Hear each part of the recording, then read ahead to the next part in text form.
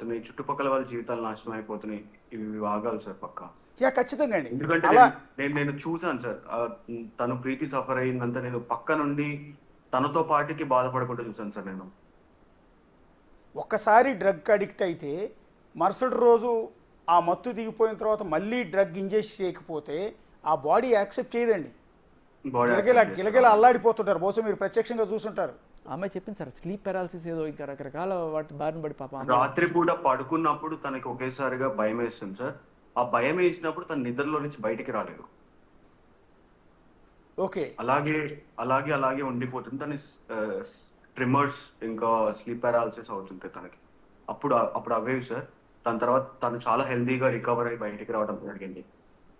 ఇప్పుడు complete drugs avoid చేసేసిందండి. Completely avoid చేసింది సార్. యాక్చువల్లీ ఇది జరిగి ఒక 1 year అవుతుంది. తను రీహాబ్కి వెళ్ళి బయటకు వచ్చింది. ఒక 8 నెలలు అవుతుంది సార్. 8 నెలలు 10 నెలలు అవుతుంది. ఈ అబ్బాయిని బ్లాక్మెయిల్ ఎలా చేస్తుంది కనుక్కోండి. రీహాబిలేషన్ లో ఉన్న మనుషులకు కూడా తన యాక్చువల్లీ తను she very strong women sir. తన చుట్టుపక్కల ఉన్న వాళ్ళు కూడా తనతో పాటుగా ధైర్యంగా ఉండాలి, తన ఇంకా ఇంకా మంచిగా ఉండాలి, మారాలి. అలా ఆ ఉద్దేశంతోనే తను రీహాబ్ లో ఉన్నప్పుడు కూడా తను అక్కడ చుట్టుపక్కల ఉన్న వాళ్ళకి క్లాసెస్ తీసుకోవడం జరిగింది. ఆ పర్సన్ రీహాబ్ లో మనుషులతో మాట్లాడాలన్నా కానీ మనం మాట్లాడచ్చు సార్. ఇప్పుడు మీ యాక్చువల్లీ ప్రీతికి లావణ్యతో అసలు సంబంధం లేదు. మీకు పరిచయం ఉంది లావణ్య, అంతేనండి? అవును సార్. మొదట మీకు లావణ్యతో పరిచయం. అవును సార్. ఎలా అండి? సార్ మీకు ఎలా పరిచయం లావణ్య? సో వాళ్ళ బ్రదర్ ఒక అబ్బాయి ఉంటాడు సార్. ఆ అబ్బాయి వాళ్ళ ఫ్రెండ్ నా ఫ్రెండ్. సో ఇలాగే తను కూడా మా అక్క కలవాలి నువ్వు ఒకసారి, అంటే నేను ఒక షార్ట్ ఫిలిం చేద్దాం అనుకునే టైంలో, అంటే నేను ఏదైనా ఇంట్రెస్టింగ్గా చేద్దాం క్రియేటివ్గా, నాకు ప్రొఫెషన్ ఉంది సార్. నాకు ఒక వృత్తి ఉంది, నాకు వ్యాపారం ఉంది.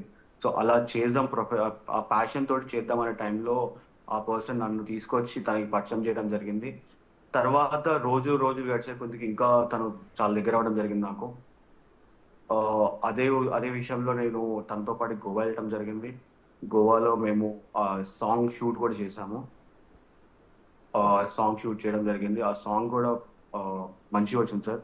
అది మళ్ళీ మేము దాన్ని డెవలప్ చేద్దాం అనుకునే టైంకి తిను పిచ్చి పిచ్చిగా చేయటము, లేకపోతే గొడవలు పడటము, ప్రతి ఒక్కరిని తీసుకొచ్చి ఏదో ఒక మాటలు అంటాము, ఇవన్నీ చూసి నేను అది జరిగిపోయింది సార్. దాని తర్వాత జరిగిపోయిన తర్వాత నేను మళ్ళీ ప్రీతిని ఇంట్రడ్యూస్ చేయడం జరిగింది. సరే ఓకే, ఓకే, నాకు వేరే పనులు ఉన్నాయి, నేను అవన్నీ చేసుకోవాలి, ఇలా కూర్చొని ఇవంతా గడుపుతుండే టైం కాదు కదా అని చెప్పి జరగడం జరిగింది. దాని తర్వాత ప్రీతిని ఇంట్రడ్యూస్ చేశాను, ప్రీతిని చేయడం జరిగింది. ఆ ప్రీతితో కూడా ఇలా చేయడం చూసి నేను ఇంకా ఆపేశాను. ఓకే. ప్రీతిని కూడా వచ్చింది. ఇప్పుడు సరే, మీరు తీసుకెళ్ళి ఆవిడేదో ట్రావెల్ వాగ్లో లావణ్య ఈమె ఇద్దరు కలిసి వీడియోస్ చేస్తారన్న ఉద్దేశంతో ప్రీతిని తీసుకెళ్ళి పరిచయం చేశారు. ఆవిడేమో ఈమెని డ్రగ్స్కి అడిక్ట్ చేసింది. సో ఇది తప్పు చేస్తున్నామని తెలిసి బయటకు వచ్చేసారు. బయటకు వచ్చి ఈవిడికి రీహాబిలిటేషన్ సెంటర్కి పంపించారు, దాన్ని రికవర్ చేశారు. అంటే వాళ్ళ మదర్ చాలా స్ట్రాంగ్ ఉండి తనని తీసుకెళ్ళి రీహాబిలిటేషన్ సెంటర్లో జాయిన్ చేసి, తర్వాత తన కోసం అని చెప్పి తను నుంచున్నారు. వాళ్ళ మదర్ ఆ టైంలో చాలా స్ట్రాంగ్గా నుంచున్నారు. ఓకే. అంటే నార్మల్గా వేరే వాళ్ళు అయి ఉంటే కనుక వేరే విధాలుగా, అంటే నా ఫ్యామిలీ అనుకోండి, ఒకవేళ నేనే కనుక ఇదంతా చేస్తుంటే కనుక పక్కా మా ఫ్యామిలీలో నన్ను ఇద్దరు బయటికనే పంపించేవాళ్ళు, లేకపోతే నన్ను చంపేసేవాళ్ళు. అట్లాంటి సిచ్యువేషన్లో నుంచి తనను బయటికి రావటం, అదంతా జరగటం, తను మళ్ళీ చేంజ్ ఓవర్ అవ్వటం, ఇవన్నీ జరిగింది సార్. సో ఇదంతా జరిగిన తర్వాత ఇప్పుడు ఇవాళ మళ్ళీ పోలీస్ స్టేషన్ దగ్గరికి రావాలని ఎందుకు అనిపించింది మీకు? అంటే ఇప్పుడు ఈ జరుగుతున్న పరిణామాలు ఇవన్నీ చూసిన తర్వాత. సో కాల్ రికార్డింగ్ మీరు విన్నారు కదా సార్. కాల్ రికార్డింగ్ ముందు రోజు శేఖర్ భాష గారు నాకు మెసేజ్ చేయడం జరిగింది. బయటికి రావాలమ్మా, నాకు తెలుసు మీ దగ్గర ఏం జరిగిందో, నేను అన్ని విషయాలు మీరు చెప్పకపోయినా కానీ నేను తెలుసుకున్నాను. మీకు జరిగినట్టుగా ఇంకా చాలా మందికి జరిగింది. ఒక్కళ్ళన్నా బయటకు వచ్చి మాట్లాడితే ఆ మిగతా వాళ్ళందరూ కూడా వస్తారు బయటికి. సో ఎవరో ఒకరు స్ట్రాంగ్ వచ్చి మాట్లాడాలంటే నేను ఆ రోజు నాకు నిజంగా భయం వేసింది సార్. వద్దు, ఈమెని ఆల్రెడీ మనం చూసాము, ఆల్రెడీ మనం ఫేస్ చేసాము, ఈమెతో పెట్టుకుంటే ఏమవుతుందో మనకు తెలుసు. ఆమె ఆమె ఆమె ఆమె జీవితాలను ఎంత రూయిన్ చేస్తుందో మనకు తెలుసు. వద్దు మనకి ఇదంతా. అట్లీస్ట్ ఆమెకు చెప్పేసి మనం దీంట్లో క్లోజ్ అయిపోయి దీంట్లో వదిలేస్తే అయిపోతుంది మనకి అని చెప్పి ప్రీతి తనకు కాల్ చేయడం జరిగింది. తను టచ్ లో ఉంటుంది సార్.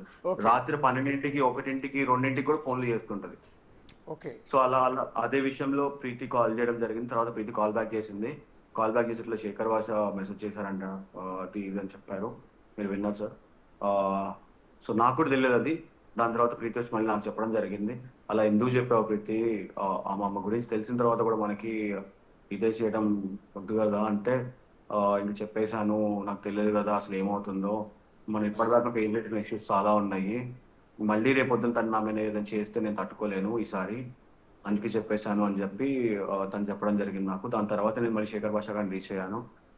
దాని తర్వాత ఏమైందంటే సార్, ఈ విషయం తనకు తెలిసింది అండ్ నేను శేఖర్ భాషతో మాట్లాడానని చెప్పి, శేఖర్ భాష గారితో మాట్లాడానని చెప్పి తెలిసిన తర్వాత నన్ను ప్రీతి పేరు మీద ఒక ఫేక్ అకౌంట్ ఓపెన్ చేసింది sir.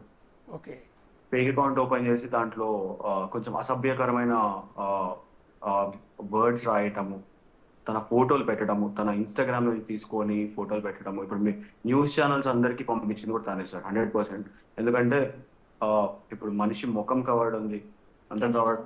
Without showing my face. Yeah of course. Can I talk? నేను ఎందుకు భయపడి ప్రీతి మాట్లాడుతుందంట. Yeah, yeah. చెప్పండి ప్రీతి గారు. పర్లేదు నాన్న, మాస్క్ పెట్టుకుని రా నువ్వు. మాస్క్ పెట్టుకుని రండి, పర్లేదు. మీ ముఖం ఏం కనిపించకుండా చున్నీ అయినా ముఖానికి అడ్డు పెట్టుకోండి, ఇబ్బంది ఏం లేదు. యాక్చువల్ గా నేను తనతో మాట్లాడాల్సిన రీజన్ ఎందుకు అంటే, ఓకే. తన దగ్గర ఉదయ్ ఫోన్ ఉందన్న విషయం నాకు తెలుసు. నేను ఉదయ్కి కూడా గత 1 year నుంచి చెప్తుంది ఇదే, ఉదయ్ నువ్వు వెళ్ళి నీ ఫోన్ తెచ్చుకో ఉదయ్ ప్లీజ్, అందులో నీ ఫొటోస్ కాకుండా నా ఫొటోస్ కూడా ఉన్నాయి Uday, please take a stand for me అని చెప్పి నేను ఉదయ్కి చాలా చెప్పడం జరిగింది. ఉదయ్ కూడా పాపం చాలా ట్రై చేశాడు, తన ఇంటికి వెళ్ళి నువ్వు రా ఇస్తాను అని చెప్పి ఉదయ్ ఇంటికి పిలిచేది ప్రతిసారి, కానీ ఈ రోజు ఫోన్ ఇవ్వలేదు తనకి. మొన్న కూడా నాతో ఏం చెప్పిందంటే ఫోన్ ఇచ్చేస్తా అని చెప్పింది. దాని వల్లనే ప్రీతి మాట్లాడడం జరిగింది. ఆ ఫోన్ కోసం అని చెప్పి మాట్లాడడం జరిగిందండి. ఈ ఫోన్ కూడా ఒక సంవత్సరం క్రితం నేను అంటే నార్సింగ్ ఒకవేళ ఓకేనండి, ఓకే మీరు మాట్లాడారు, ఆవిడతో మీకు పరిచయం ఉంది కాబట్టి ఏదో చెప్పాలనే ఉద్దేశంతో చెప్పారు. ఆవిడ ఆ కాల్ రికార్డ్ చేస్తుంది, ఆ రికార్డ్ చేసిన వాయిస్ని అందరికీ పంపుతుందని ఎక్స్పెక్ట్ చేశారా మీరు? వాళ్ళకి తెలుసు ఆ విషయం. లేదు సార్, నేను అంటే నాకు తెలుసు తను ఇలా కాల్ రికార్డింగ్స్ చేసుకుంటుంది, ఇలా చేస్తుందని చెప్పి. అంటే నేను ఇలా బయటకి వేస్తుంది అని అయితే ఏ రోజు ఎక్స్పెక్ట్ చేయలేదు sir. I was so scared. అంటే సార్ ఒకవేళ నాకు కూడా అలాంటి బుద్ధి ఉండుంటే, తిని ఇలా చేస్తుంది ఏదన్నా రోజు అని నాకు తెలిసి ఉండుంటే ఖచ్చితంగా నేను కూడా అన్ని కాల్ రికార్డింగ్స్, అన్ని వీడియో రికార్డింగ్స్ చేసుకునేదాన్ని సార్.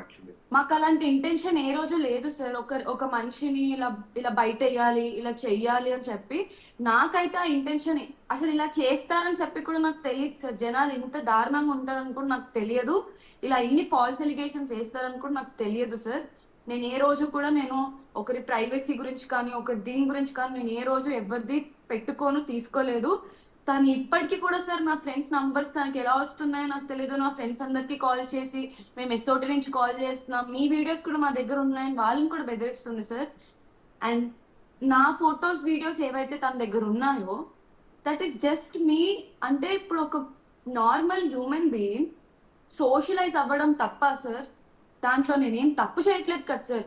ఆ వీడియోస్ అన్ని మీరు వేస్తుంటే this is defaming me sir. This is what she wanted and this is what she is doing. Sir అయిపోయింది, చేసేసింది. ఇంకేముంది సార్, నా ఫేస్ లీక్ అయింది, నా ఫొటోస్ లీక్ అయ్యాయి, అన్ని లీక్ అయిపోయాయి. ఇంకేముంది సార్ ఇంతకంటే నా డిఫేమ్ చేయడానికి? ఖచ్చితంగా తప్పండి. ఇది కాదు, చాలా పెద్దది సార్. ఇవన్నీ మా ఫ్యామిలీ తీసుకోలేదు. ఇది తనకి day 1 నుంచి తెలుసు. తనకి నా పర్సనల్ విషయాలు అన్ని తెలుసు.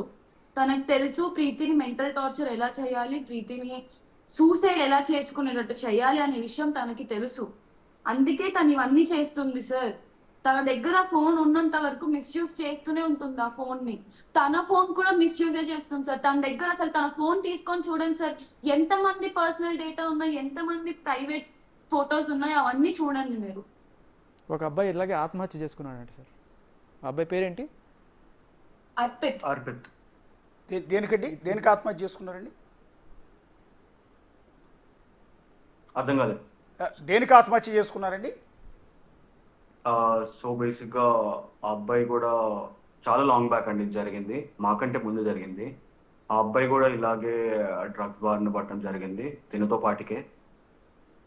అండ్ తను ఈ అమ్మాయితో రిలేషన్షిప్లో ఉండేవాళ్ళు అనుకుంటా. సో అట్లాంటి లావణ్య. సిచ్యువేషన్లో వీళ్ళిద్దరికి ఏదో గొడవలు అయ్యి తనని కూడా మెంటల్ గా Mental గా break down చేసి ఆ, అతను తన ఇంటి గోడ పైన వెల్గిల్యూ లావణ్య అని చెప్పి రాసి చనిపోయాడు. సూసైడ్ చేసుకొని చనిపోయాడు సార్ ఆయన. ఇప్పుడు ప్రీతి గారు, మీరు లావణ్య వల్ల ఎలా సఫర్ అయ్యారండి? ఓపెన్గా చెప్పండి. అంటే ఇవాళ మీరు మీ జీవితాన్ని కూడా పణంగా పెట్టి నేను డ్రగ్స్ తీసుకున్నాను ఆవిడ వల్ల, దాని నుంచి బయటపడ్డాను అంటూ పోలీస్ స్టేషన్ వరకు వచ్చారు అంటే మీరు చాలా ధైర్యవంతులు. మీకు నిజంగా హ్యాట్స్ ఆఫ్. ఎందుకంటే ఎంతోమంది జీవితాలతో ముడిపడి ఉంది ఈ వ్యవహారం. అయినా కూడా 23 ఏళ్ల అమ్మాయి ధైర్యంగా పోలీస్ స్టేషన్కి వచ్చిందంటే మీడియా అందరి తరపున మీకు మేము నిజంగా అప్రిషియేట్ చేస్తూ ఉన్నాం. సో ఈ నేపథ్యంలో అసలు ఎలా సఫర్ అయ్యారు, ఎలా డ్రగ్కి అడిక్ట్ అయ్యారు? సార్ తనే నాకు నోట్లో కుక్కి మరి చేపించిన రోజులు కూడా ఉన్నాయి సార్. నేను నిద్రపోతుంటే నన్ను లేపి మరి గుంజుకొచ్చి చేపించిన రోజులు ఉన్నాయి. దీనికి సంబంధించిన ఆడియో రికార్డింగ్స్ ఇవన్నీ కూడా నా దగ్గర ఉన్నాయి సార్. అండ్ లైవ్ సాక్షి నేనే చెప్తున్నాను. అండ్ ఉదయ్ కూడా ఉన్నాడు ఆ రోజు. ఉదయ్ ముందే చేసింది ఇదంతా కూడా. అక్కడ మిగతా వాళ్ళు చాలా 3-4 పీపుల్ కూడా ఉన్నారు. నేను ఇప్పుడు నన్ను బయటికి తీసుకొచ్చింది సార్. నా పేరు తీసి నన్ను బయటికి తీసుకొచ్చింది తనే సార్. నేను వేరే వాళ్ళని సార్ ఎవరి లైఫ్ లో వాళ్ళకి ప్రాబ్లమ్స్ ఉంటాయి సార్. వాళ్ళని కూడా ఇలా రోడ్డుకి లాగలేను కదా సార్. మీరు చూసారు కదా, మీరు రండి, మీరు చెప్పండి అని చెప్పి వాళ్ళ జీవితాలు కూడా నేను రోడ్డుకి వేయలేను కదా సార్ తనలాగా. టోటల్గా మీతో పాటు ఎంతమంది ఇలా డ్రగ్ అడిక్ట్ అయ్యారండి? పేర్లొద్దు, ఎంతమంది అండి? అంటే లావణ్య గారి దగ్గర డ్రగ్స్ తీసుకుని వాటికి అడిక్ట్ అయ్యి ఎంతమంది ఉంటారు సార్? ఉండడం అయితే నాకు తెలిసినంత వరకు తిను నాతో చాలా గేమ్స్ ఆడింది సార్. చాలా manipulative. She's a psychopath, she's a sadist sir. ఎప్పుడు చూసినా అంటే ఒకడు ఏడుస్తుంటే తనకు నవ్వు వస్తుంది సార్.